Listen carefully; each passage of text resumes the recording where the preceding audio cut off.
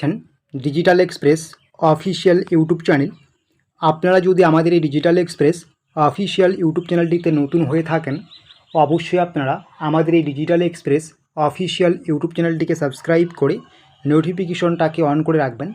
এবং আপনাদেরকে নিয়ে আমাদের যে digital express official Facebook page রয়েছে, সেটার লিঙ্ক আমরা ভিডিও ডেসক্রিপশন বক্সে দিয়েছি।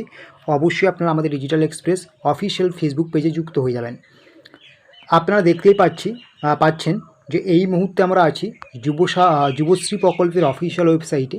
আপনারা প্রত্যেকেই জানেন পশ্চিমবঙ্গ সরকারের খুবই গুরুত্বপূর্ণ একটি প্রকল্প যুবশ্রী প্রকল্প।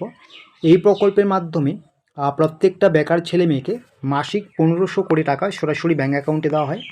আপনারা জানেন যে যুবশ্রী প্রকল্পের আপনাদের মার্চ, এপ্রিল এবং এই মে মাসের টাকা বাকি রয়েছে। প্রায় 3000-এর বেশি টাকা বাকি রয়েছে যুবশ্রী প্রকল্পে। তো এই টাকা ঢোকা নিয়ে আপনারা জানেন যে আজকে 5ই মে দাঁড়িয়ে কি আপডেট রয়েছে, টাকা ঢুকবে কিনা। কেন এই প্রশ্নটা করছি আপনাদেরকে, টাকা ঢুকবে কিনা বা আপনারা কেন এই প্রশ্নটা করছেন। আপনারা জানেন যে 4 মে আমাদের রাজ্যে কিন্তু সরকার বদল হয়েছে। যেহেতু 4 মে রাজ্যে সরকার বদল হয়েছে, আর আপনারা জানেন নতুন যে সরকার রাজ্যে আসছে, এই সরকারের প্রকল্প কিন্তু যুবশ্রী প্রকল্প নয়। তাই আপনাদের মনে কিন্তু একটা স্বাভাবিকভাবে কোশ্চেন এসেছে যে যুবশ্রী প্রকল্পের টাকা পাবো কি না। তো এটা আমি আপনাদের ক্লিয়ার করে দিচ্ছি। আপনাদের যে যুবশ্রী প্রকল্পের টাকা বাকি রয়েছে 3 মাসের টাকা, এই টাকাটা কিন্তু আপনাদের ব্যাঙ্ক অ্যাকাউন্টে ঢুকছে না। হয়তো আপনারা অবাক হয়ে যাবেন বা অনেকে হয়তো ভেঙে পড়বেন, আপনাদের টাকা না ঢুকলে অনেকে আপনারা এটা দিয়ে অনেক রকম পড়াশোনার ক্ষেত্রে কাজে লাগাতেন। তো এটাই সত্যি যে আপনাদের কিন্তু এই টাকা ঢুকবে না। আর কেন ঢুকবে না? কারণ যে নতুন সরকার গঠন হয়েছে, এই নতুন সরকার কিন্তু এখন এই রাজ্য পরিচালনা করবে। আর এটা যেহেতু আগের সরকারের প্রকল্প, এই প্রকল্প কিন্তু নতুন সরকার পরিচালনা করবে না। তবে এইরকম আবার নয় যে আপনাদের আগের সরকার মাসিক কিছু ভাতা দিয়েছে তাই বলে এই সরকার দেবে না, এমনটা কিন্তু নয়।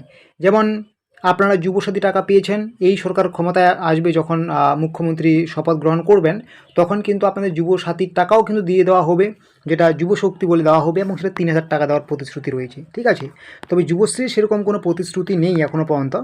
তো সেই দিক দিয়ে বিচার বিবেচনা করলে বলা যায় যে আপনাদের যুবশ্রী প্রকল্পের যে মার্চ এবং এপ্রিল মাসের টাকা ঢোকা বাকি রয়েছে, সেই টাকা আপনাদের ঢুকছে না। তো আপনাদের কিন্তু এখন অপেক্ষা করতে হবে। এই টাকা তো আর ঢুকছে না, এটা ক্লিয়ার হয়ে যাচ্ছে।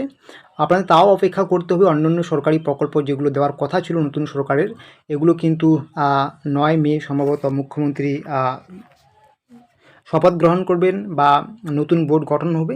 তারপর থেকেই কিন্তু নতুন সরকার যে প্রতিশ্রুতিগুলো দিয়েছেন, সেই প্রতিশ্রুতিগুলো কিন্তু ধীরে ধীরে এগিয়ে যাবে।